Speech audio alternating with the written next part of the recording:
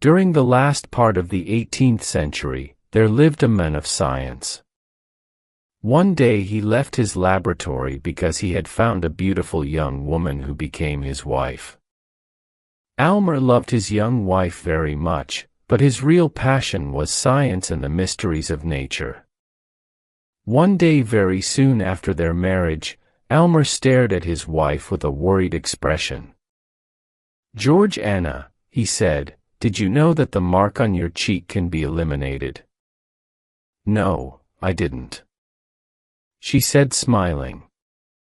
"People have called it a charm, and I believed it. Perhaps on another face it could be a charm, but not on yours. No, dearest Georgiana, your beauty is almost perfect, but I hate that birthmark." "You hate it?" exclaimed Georgiana, who started crying. "Then why did you marry me? You cannot love me if you hate my birthmark." In the center of Georgiana's left cheek, there was a strange red mark. It had the shape of a very tiny human hand. In the past, young men had liked the tiny hand. They said a fairy had put her tiny hand on her beautiful cheek. Some envious young women said that it destroyed Georgiana's beauty. Before their marriage, Almer did not think about the birthmark, but now it had become a frightening obsession. Georgiana's beauty was almost perfect, and he could not tolerate this defect.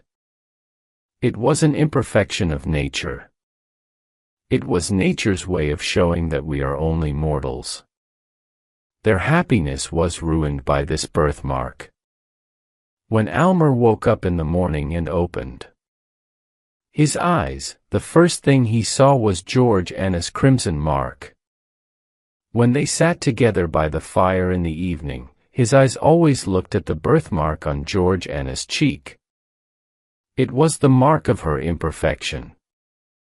Georgiana shuddered when Almer looked at her, and the pink color of her cheeks turned white, and the little red hand became more evident.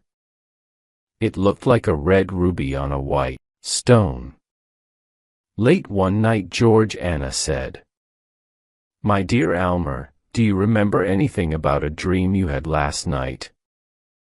"A dream about this horrible little hand?"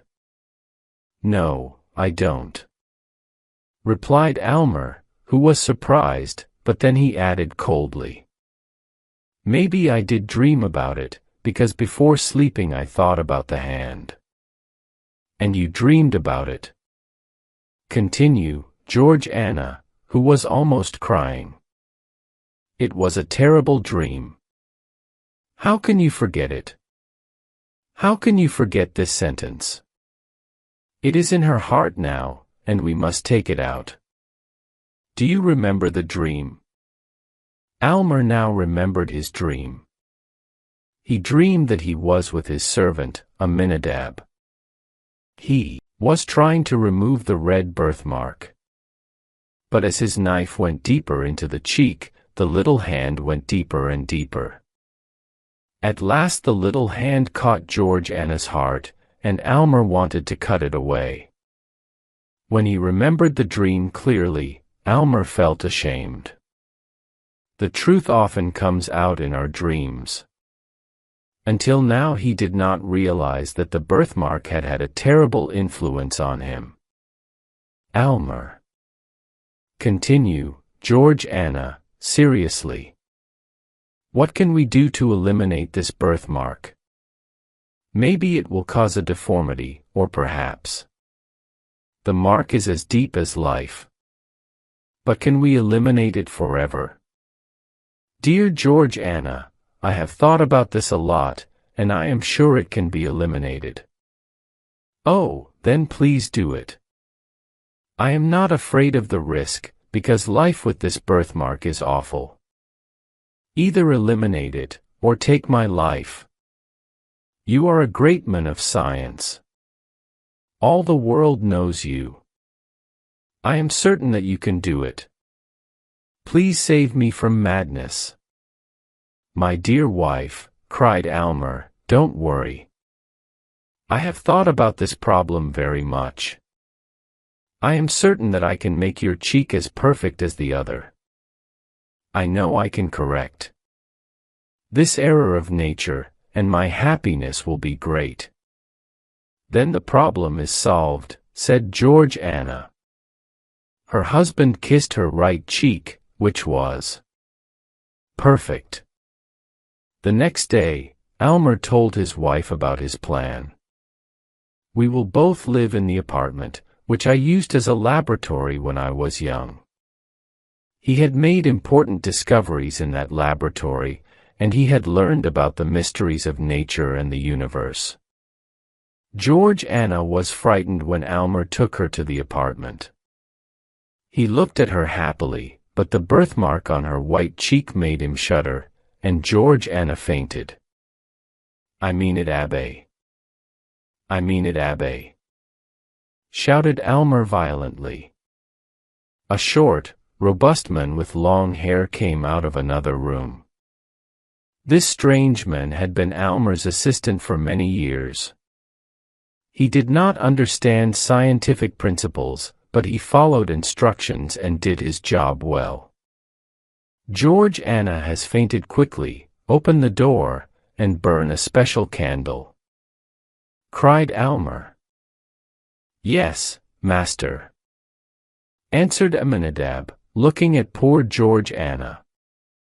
Then he said to himself, he should never eliminate that birthmark. Elmer was at his wife's side when she woke up. Where am I? Oh, I remember, said Georgiana quietly, and she put her hand over her cheek to hide the terrible mark from her husband's eyes. Don't be afraid, dear Georgiana, he said. It will be a pleasure to remove it. Oh, please, do not look at it again. I can never forget that terrible shudder. To help Georgiana forget her problem, Elmer tried to entertain her. He showed her a little plant that grew slowly before her eyes. When a lovely flower appeared, Georgiana exclaimed, "It's magic! I won't touch it." "No, you can touch it. Pick the flower and enjoy its perfume." But when Georgiana touched the flower, the plant died immediately, and its leaves became black. Then Elmer decided to create her portrait on a piece of metal. He used a scientific process that he had invented. The result was frightening because the portrait was difficult to see. But the birthmark was clearly visible. Elmer was angry and threw the piece of metal away. He soon forgot these failures and continued studying science and making experiments. He often went to Georgiana and told her about the mysteries of science and about the history of alchemy. He told her that science could do many incredible things, and it could easily remove the little hand from her cheek. When Elmer mentioned the birthmark, Georgiana was always very unhappy. Elmer worked many hours in his laboratory with the help of Aminadab. One day he showed his wife a small crystal ball. "What is this?" asked Georgiana, looking at the small crystal ball with a gold-colored liquid. "It is very beautiful. It looks like the potion of life." "In one sense it is. It is the potion of immortality. It can prolong life or destroy life." "Why do you keep such a terrible potion?" asked Georgiana in horror. "Oh, don't worry, dearest Georgiana," replied Elmer. "Look at this powerful cosmetic for the skin. Are you going to use it on my cheek?" asked Georgiana. "Oh no. Your cheek needs something that will go deeper, much deeper." When she looked in the mirror and saw the red birthmark, she hated it more than anything. While Almer worked in his laboratory, Georgiana looked at the books in his library. There were books by scientists, poets, and philosophers. But the most interesting work was a big book written by her husband, in which he wrote down every experiment of his scientific career. The book was the history of his intense and ambitious life. As Georgiana read it, she loved Almer more and more. She knew he was a great scientist. However, many of his experiments were failures. And this made her very sad. One day she put her face on the open book and started crying. When Almer entered the room and saw her, he said, "It is dangerous to read a wizard's books. Now that I have read this book, I adore you more than ever. But wait for this success," he said, "and then adore me if you want. But now I would like to hear your beautiful voice. Please sing to me, my dearest." So Georgiana sang and Almer was very pleased. Then he returned to his laboratory. But Georgiana had forgotten to tell her husband about a strange sensation she had felt on her left cheek for the last 2 or 3 hours. So she entered into her husband's laboratory for the first time. The first thing she noticed was the furnace with its intense fire. All around the room there were tubes, cylinders, and other scientific instruments. The air was filled with strange vapors and odors. But what really surprised her was Almer himself. He was as pale as death and worried as he prepared a strange new potion. He was so different from the men she had seen a few moments before. "Carefully, Aminadab, carefully," he cried. "This is a very important moment." "Oh," said Aminadab.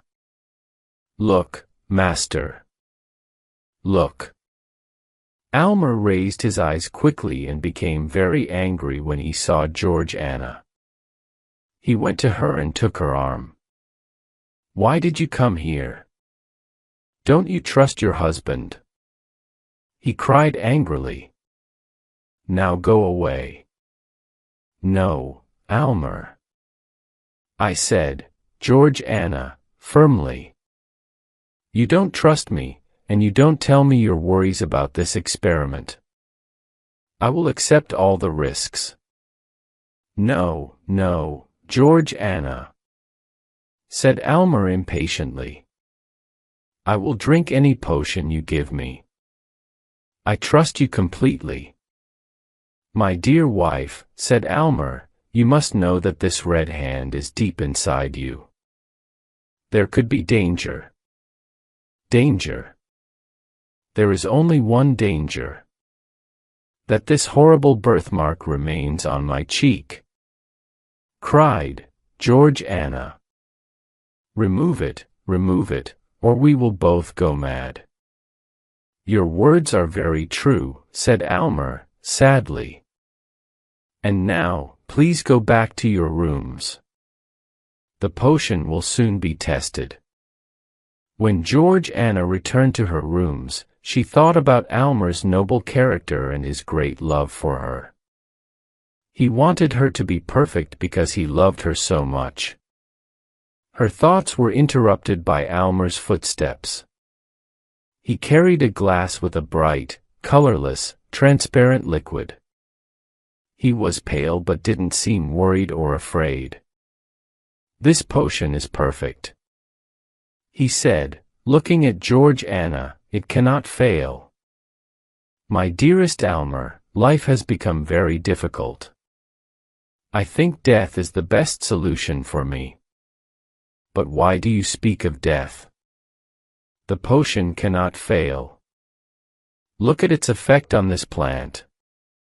After the window there was an old geranium plant. Its leaves were yellow and ugly. Almer poured a small quantity of the potion in the plant. After a short time, the ugly yellow leaves became green. "I did not need any proof," said Georgiana quietly. "I believe you. Give me the potion. I am happy to drink it. Think then, my dearest wife. Soon your body will be as perfect as your spirit." Georgiana drank the potion and gave Almer the empty glass. "It is like water from a magic fountain. Now, dearest Almer, let me sleep." She fell asleep almost immediately. Almer sat by her side and watched her very carefully. He often looked at the birthmark on her white cheek. At first it was very visible. Then it slowly disappeared. "It's almost gone," said Almer to himself. "Success. Success. But Georgiana is so pale." He heard his servant laugh. He too was delighted. He looked at a mini-dab and said, "You served me well.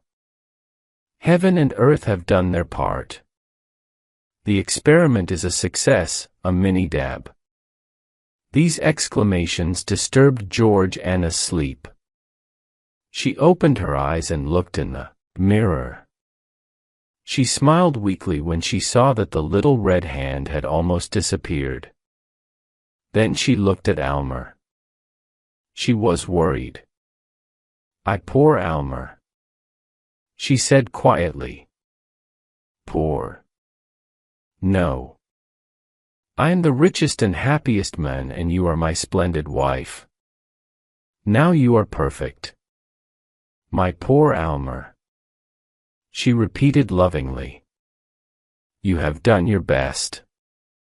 Your intention was very noble. But now I am dying." It was true. The fatal hand was linked to Georgiana's life. When it disappeared, Georgiana's life disappeared too. And so she died.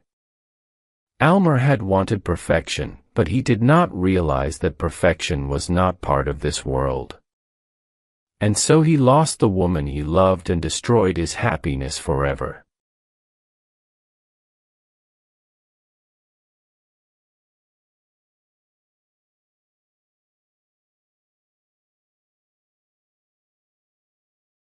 My aunt was a big woman, very tall, with a strong mind and will. She was what you may call a very manly woman. My uncle was a thin, small man, very weak, with no will at all. He was no match for my aunt. From the day of their marriage, he began to grow smaller and weaker. His wife's powerful mind was too much for him. It undermined his health, and very soon he fell ill. My aunt took all possible care of him. Half the doctors in town visited him, and prescribed medicine for him enough to cure a whole hospital. She made him take all the medicines prescribed by the doctors, but all was in vain. My uncle grew worse and worse, and one day she found him dead. My aunt was very much upset by the death of her poor dear husband.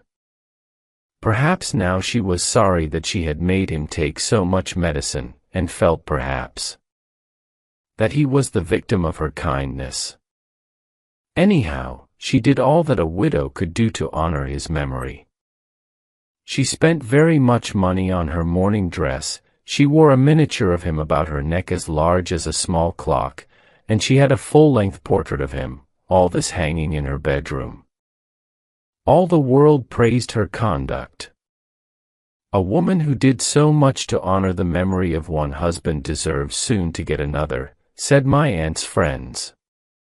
Some time passed, and my aunt decided to move to Derbyshire, where she had a big country house.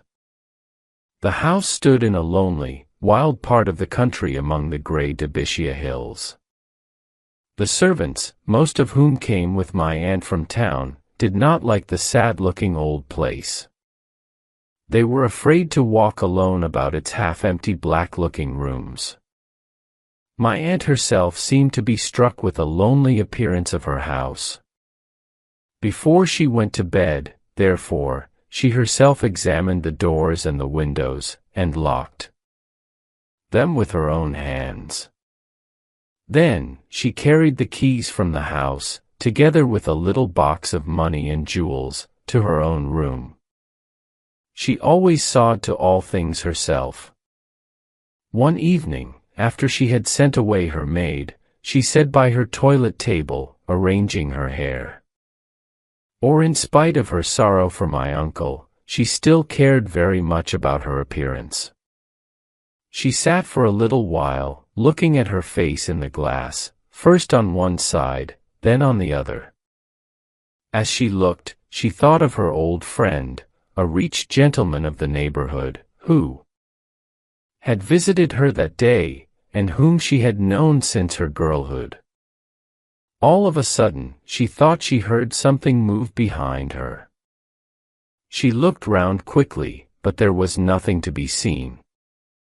Nothing but the painted portrait of her poor dear husband on the wall behind her. She gave a heavy sigh to his memory, as she always did, whenever she spoke of him in company, and went on arranging her hair. Her sigh was re-accorded. She looked round again, but no one was to be seen. "Oh, it is only the wind," she thought, and went on putting her hair in papers. But her eyes were still fixed on her own reflection and the reflection of her husband's portrait in the looking-glass. Suddenly, it seemed to her that in the glass she saw one of the eyes of the portrait move. It gave her a shock. "I must make sure," she thought, and moved the candle so that the light fell on the eye in the glass. Now she was sure that it moved. But not only that, it seemed to give her a wink exactly as her husband used to do when he was living. Now my aunt got really frightened. Her heart began to beat fast.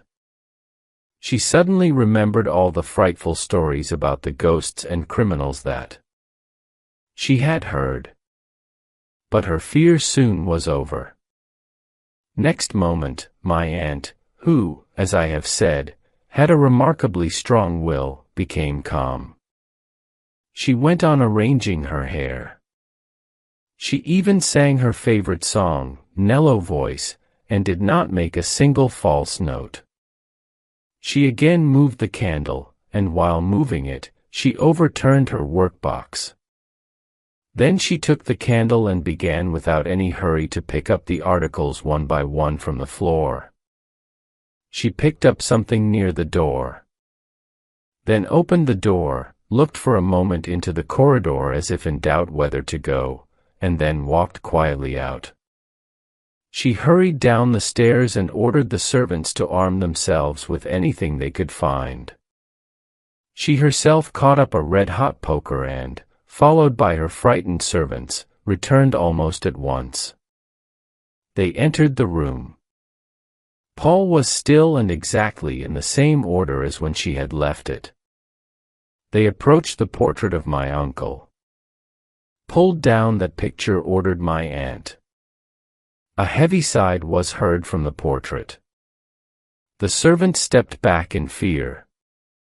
"Pulled down at once," cried my aunt impatiently. The picture was pulled down, and from a hiding place behind it, they dragged out a big black bearded fellow with a knife as long as my arm, but trembling with fear from head to foot. He confessed that he had stolen into my aunt's room to get her box of money and jewels when all the house was asleep. He had once been a servant in the house, and before my aunt's arrival had helped to put the house in order. He had noticed the hiding place when the portrait had been put up. In order to see what was going on in the room, he had made a hole in one of the eyes of the portrait. My aunt did not send for the police. She could do very well without them. She liked to take the law into her own hands.